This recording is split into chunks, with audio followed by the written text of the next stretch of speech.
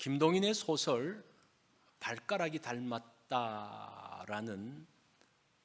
것이 있습니다. 이 어릴 적에 우리가 공부했던 그런 내용이죠. 그 내용을 보면 노총각 M이라는 사람은 학생 때부터 방탕한 생활을 했습니다. 그래서 여러 차례 성병에도 걸렸습니다. 그로 인해 M은 스스로 생식불능일지 모른다는 생각을 했고, 친구인 의사도 그렇게 생각을 했습니다. 그로 인해서 M은 검사를 해봐야 되는데 무서워서 검사를 하지 못하는 거예요. 그러다가 이 사람이 결혼을 합니다. 이제 결혼하고 얼마 있지 않아서 그 아내가 임신을 하게 됩니다. 아이를 낳았는데 자신을 닮은 데가 없습니다. 그러면서 열심히 자신을 닮은 데를 찾던 M이 이렇게 이야기합니다. 발가락이 닮았네. 그러면서 자신의 발가락을 보면 가운데 발가락이 좀 긴데 그거를 아기가 닮았다는 거예요. 그러면서 안도하는 그런 줄거리입니다. 이 소설에서 발가락이 닮았다는 것은 닮지 않았다는 이야기예요. 우리는 하나님의 자녀입니다. 우리는 얼마나 하나님을 닮았을까? 닮은 데를 열심히 찾는데 하나님을 닮은 모습을 찾기가 어렵습니다. 그러면서 하는 말이 발가락이 닮았네? 이상한 거 하나 찾아내고 이건 하나 닮았네? 예를 들면 나는 십자가 모양을 가지고 있으면 마음이 편안해. 그거는 성경적인 것보다는 드라큘라 영화를 봤을 영향일 수 있어요. 그런 거는 하나님을 닮은 게 아니라는 거예요. 오늘 본문은 누가 하나님을 닮은 사람인지를 말씀해 주고 있습니다. 44절로 45절의 말씀을 한번 보십시오. 너희 원수를 사랑하며 너희를 박해하는 자를 위하여 기도하라. 이같이 한즉 하늘에 계신 너희 아버지의 아들이 되리니.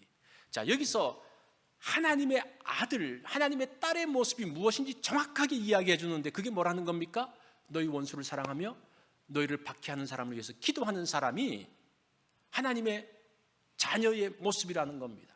이 말은 구원의 조건을 말하는 것이 아닙니다. 이걸 또 오해를 해가지고 그렇게 생각하면 안 되고, 구원은 예수 그리스도를 믿고 영접함으로 얻는 거죠. 여기서 하나님의 아들이 된다는 것은 하나님의 아들의 모습을 갖는 것이 어떤 것인가에 대한 이야기입니다. 자, 이번 산상수훈 시리즈는 예수님의 계명 재해석에 초점을 맞췄습니다. 마가복음 5장을 통해서 예수님이 어떻게 계명을 재해석했느냐, 6계명에 대한 살인에 대한 예수님의 재해석이 뭡니까? 분노의 이야기죠. 차가운 분노. 기억나십니까?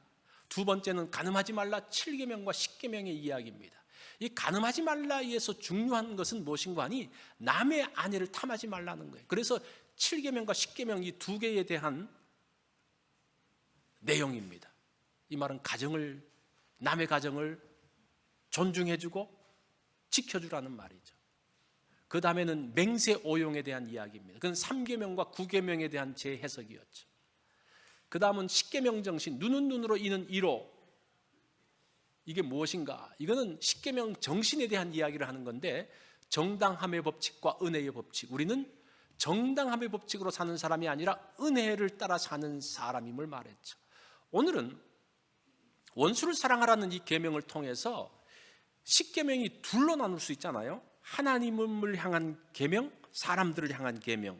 그래서 사람들을 향한 계명 5계명부터 10계명까지 전체 그것을 원수 사랑의 모습으로 설명을 하고 있습니다. 그런데 구약 성경을 보면요, 이웃을 사랑하라는 말은 있는데 원수를 사랑하는 말은 없어요. 제가 성경을 찾아보니까 구약 전체를 찾아봤는데 없습니다. 이웃 사랑에 대한 것도 레위기 19장 18절에 딱 한 번 나옵니다. 원수를 갚지 말며 동포를 원망하지 말며 내 이웃 사랑하기를 내 자신과 같이 사랑하라. 나는 여호와니라. 요거 딱 한 번 나와요. 그런데 예수님은 원수를 사랑하지 말라는 것이 뭔가? 유대인들은 이웃 사랑에 대한 그 계명을 어떻게 바꾸는 거 아니?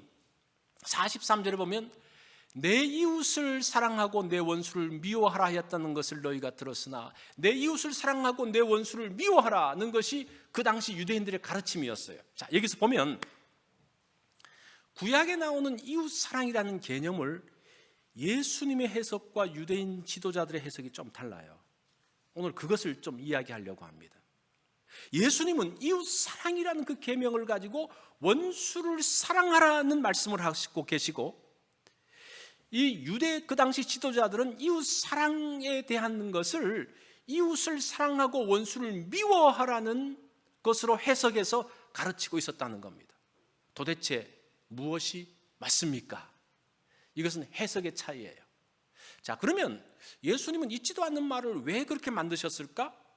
유대인들도 마찬가지고, 그 내용들을 우리가 한번 살펴보려고 합니다.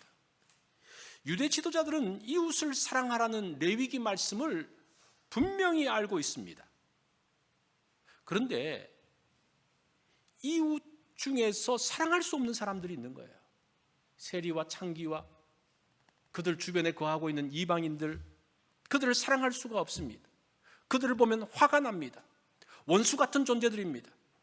그래서 이웃을 사랑해야 되는데, 하나님께서 사랑해라 그래서 사랑해야 되는데 저 원수들을 포함할 수 없는 거예요.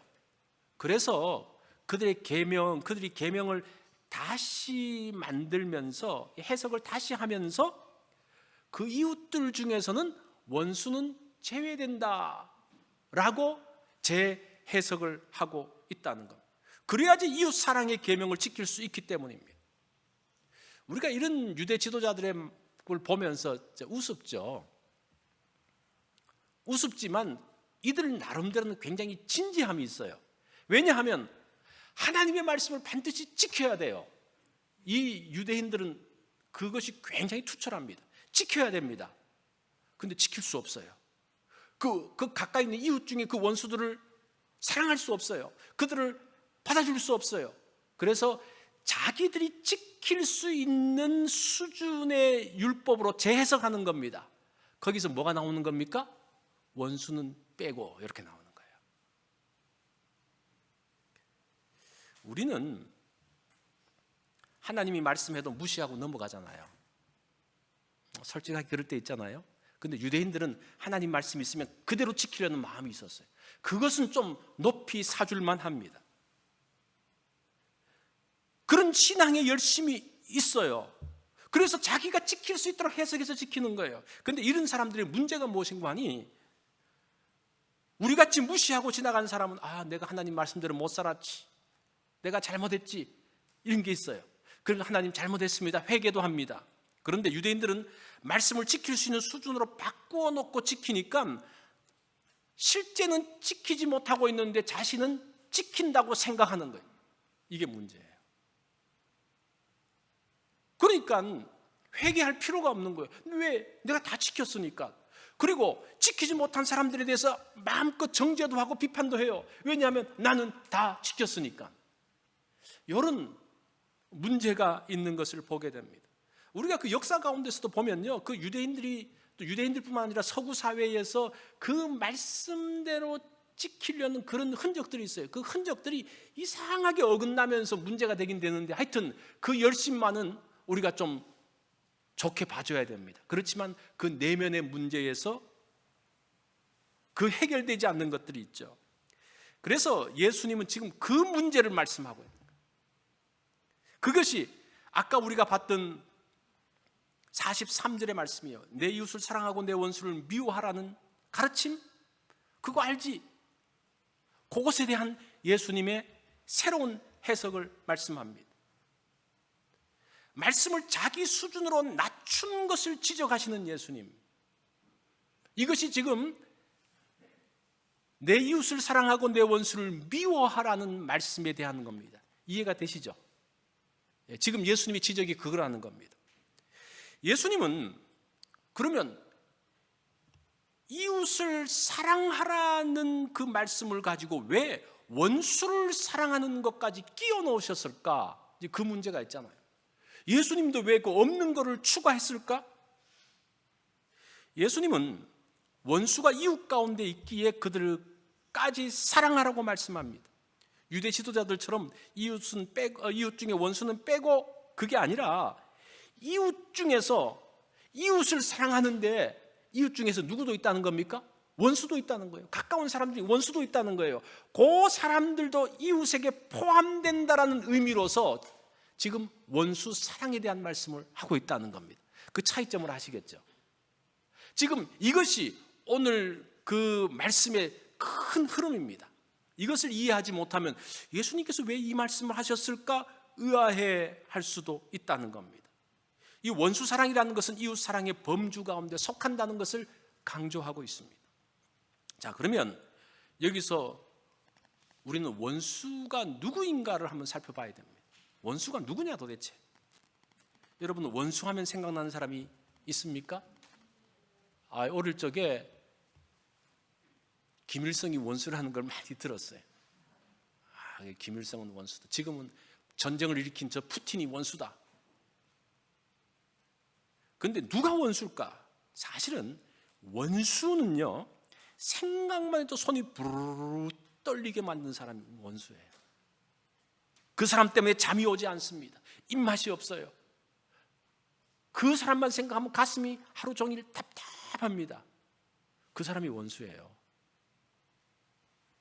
푸틴을 생각하면 가슴이 답답합니까? 입맛이 없습니까? 김정은을 생각하면 막 부르르 떨립니까? 그 원수가 아니라는 거예요. 우리가 그냥 피상적으로 원수라고 하지만 실제 그 사람들은 원수가 아니라는 거예요. 실제 원수는 정말 내 몸을 떨리게 만들고 내 삶에 영향을 주고 나로 하여금 힘들게 하는 사람들이 원수라는 겁니다. 그런데 그 원수는 멀리 있지 않고 가까이 있습니다. 멀리 있는 원수는 아무 영향 없어요. 가슴을 답답하게 하지 않습니다. 그런데 바로 옆에서 있으면서 괴롭히니까 그게 힘든 거예요. 출애굽기 23장 4절에 원수가 누군지를 보여주고 있어요. 내가 만일 내 원수의 길 잃은 소나 나귀를 보거든 반드시 그 사람에게로 돌릴지며. 자, 여기서 원수가 누군지를 보여주는데 원수가 누굽니까?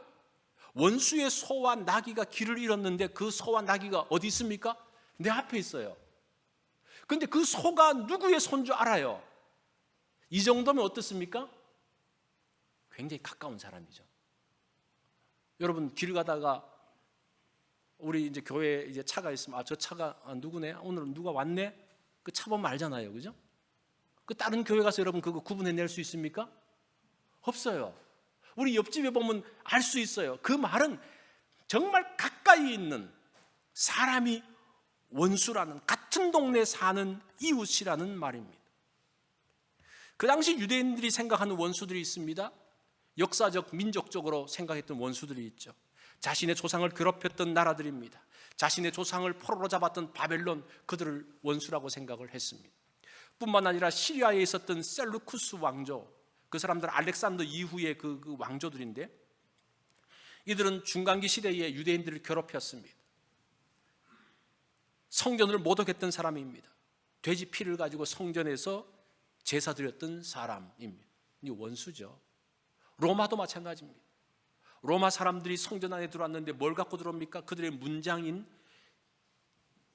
독수리 문장을 가지고 들어와요. 이 독수리는 성경의 부정한 짐승입니다. 그 부정한 짐승이 성전 안에 들어오면서 성전을 부정하게 만들고, 그러면서 성전 기능이 마비가 되어져요. 자, 그런 사람들을 원수죠. 그렇지만 이런 원수들은 조금 멀리 있어요. 자, 두 번째 원수들의 그룹은 누군가 하니 종교적, 사회적으로 원수들입니다. 예수님 시대에 여러 계파의 신앙인들이 있었습니다. 사두개파가 있었고 바리새파가 있었고 열심당원들이 있었고 또 에세네파들도 있었습니다. 이 사두개파는 헬라 로마에 동화되어진 사람들입니다.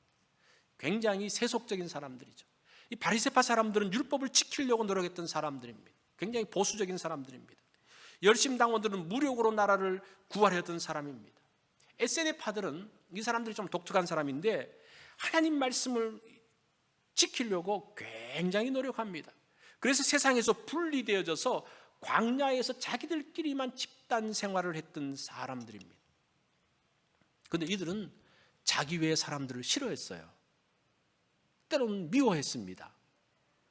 그 SNF파 쿰난 공동체는 이런 규정을 가지고 있습니다.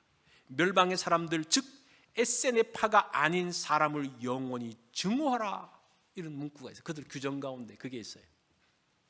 그거는 SNF파가 아니면 다 뭡니까? 원수로 생각하고 다 미워하는 거예요. 사랑할 수가 없는 거예요. 바리새파 기도문에도 이런 문구가 있습니다. 배신자에게는 희망이 없고 노스림과 미님은 즉시 멸망할지어다.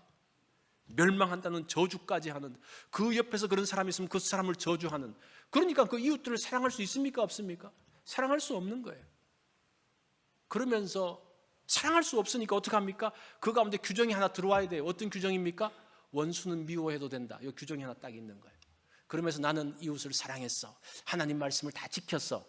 이것이 지금 그 당시 사람들의 모습이었다는 겁니다. 그것을 예수님이 탁 찍어서 말씀하는 거예요.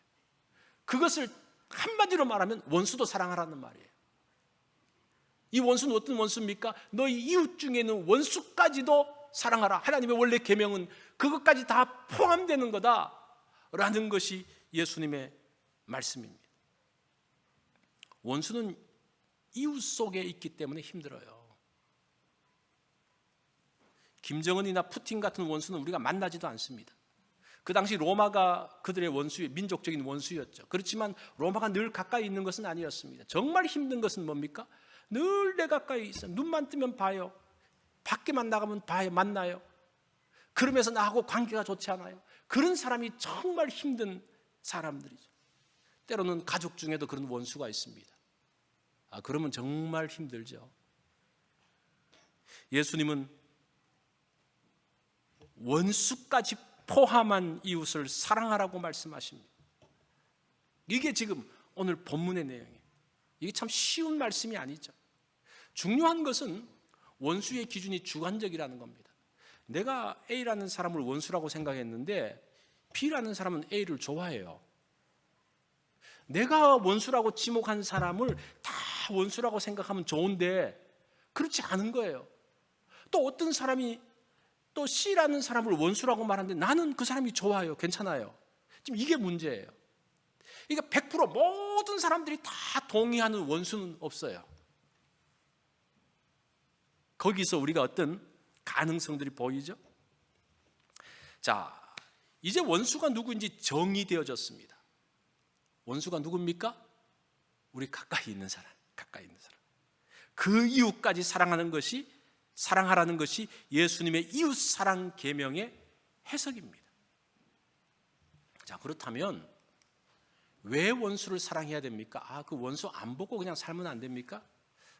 너무 그렇게 서로 간섭하지 말고 그냥 적당하게 거리를 띄워서 살면 되지 않습니까? 서로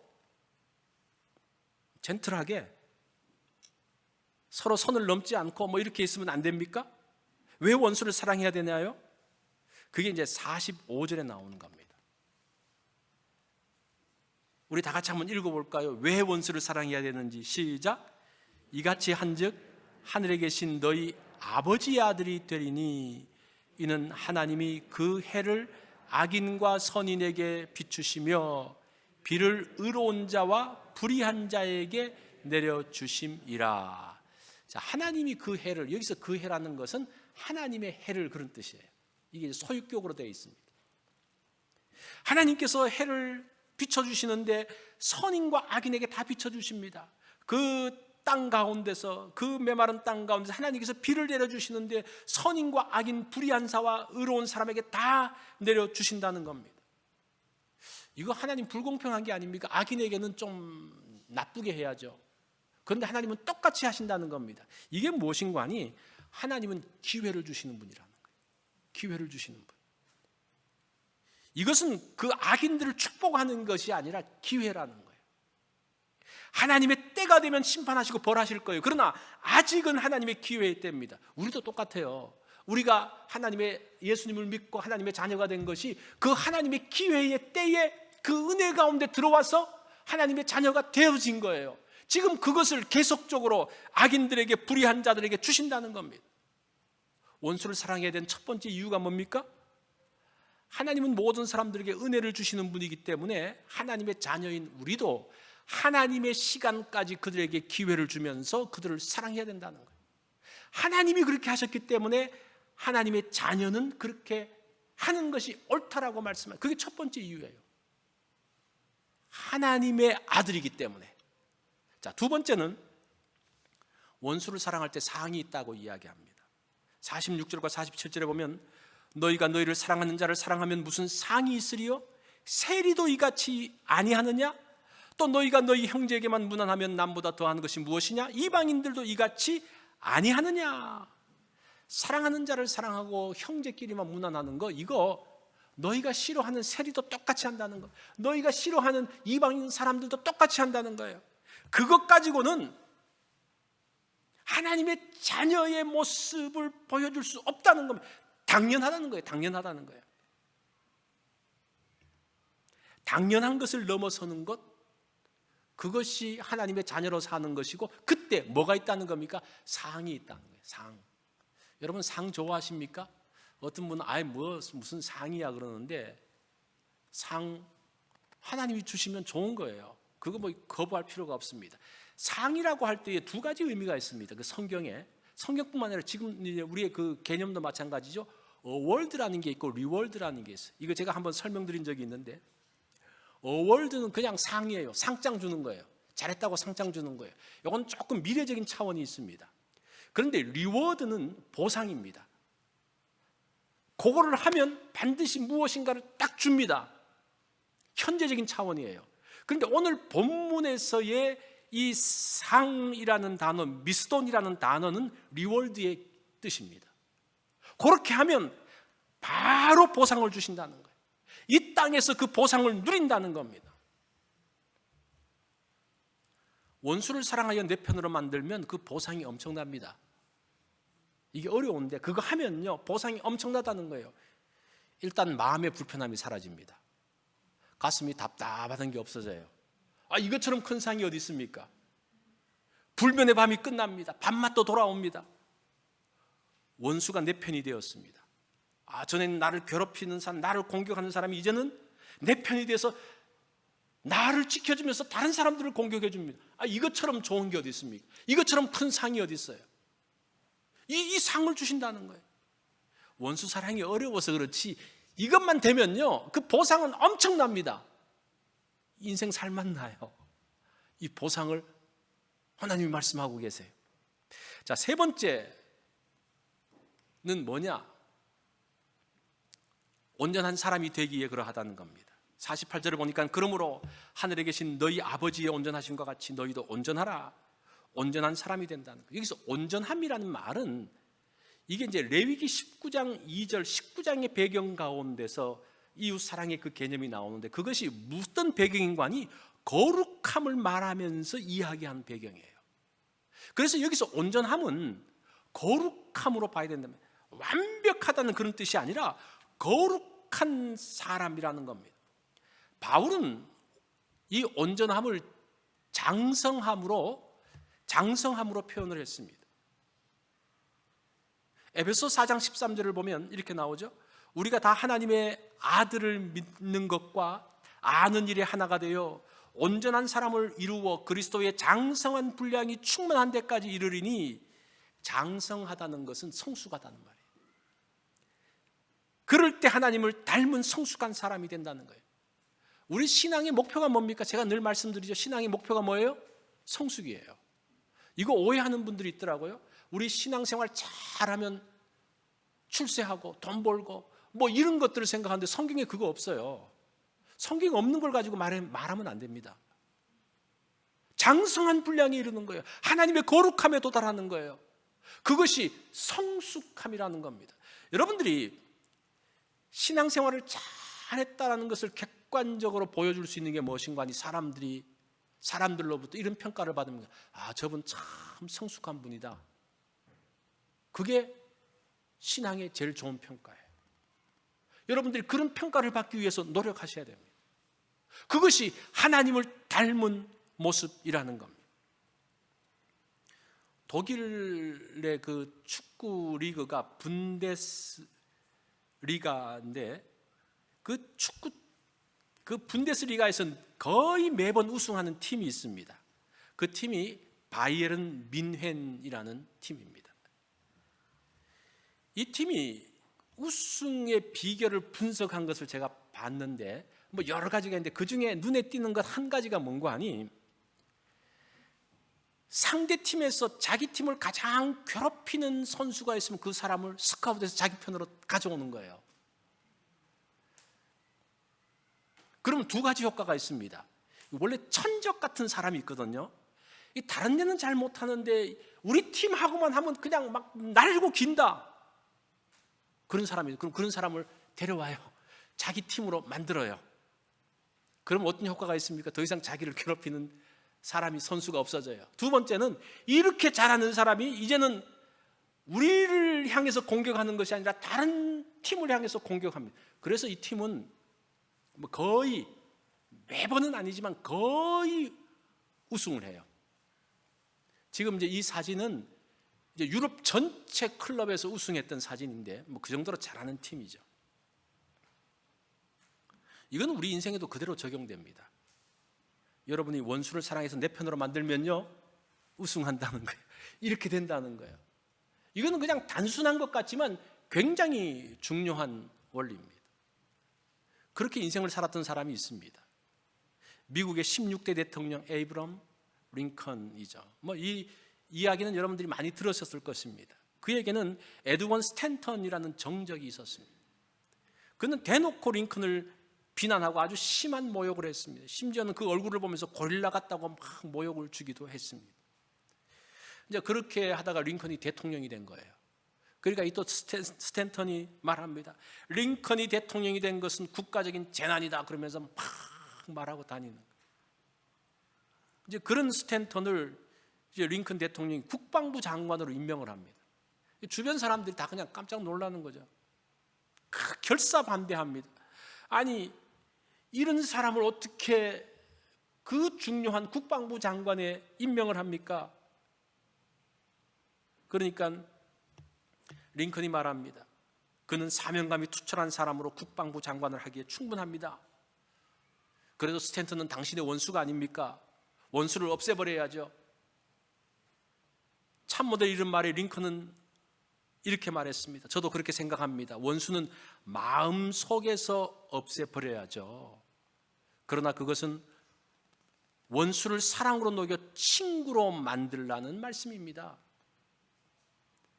이렇게 과거 자기를 비난했던 스탠턴을 임명합니다. 그런데 이 스탠턴이 정말 기대에 어긋나지 않게 남북 전쟁을 마무리하는 그런 큰 일을 하게 됩니다.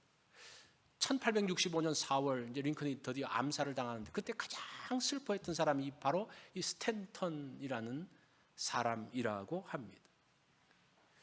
원수를 사랑하는 것, 이것이 하나님의 자녀의 모습이라는 거예요. 그것이 성숙한 모습이라는 겁니다.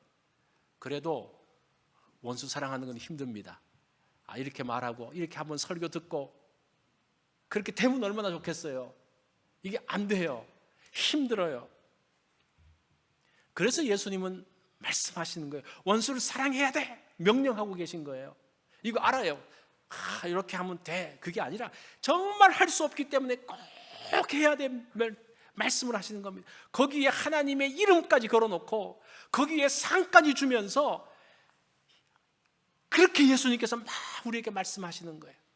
그만큼 중요하기 때문에. 원수 사랑은 하나님 자녀다움의 모습이라는 거예요. 그것이 성숙한 신앙인의 모습이라는 겁니다. 이것으로 예수님은 십계명 재해석을 마무리하고 있습니다. 말씀대로 성숙한 성도로서의 한 걸음을 한번 여러분 내디뎌 보십시오.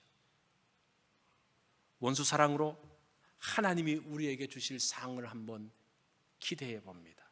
이게 쉽지 않은 거지만 그렇지만 하나님의 말씀이기 때문에 우리가 한번 시도를 해보면 좋겠습니다.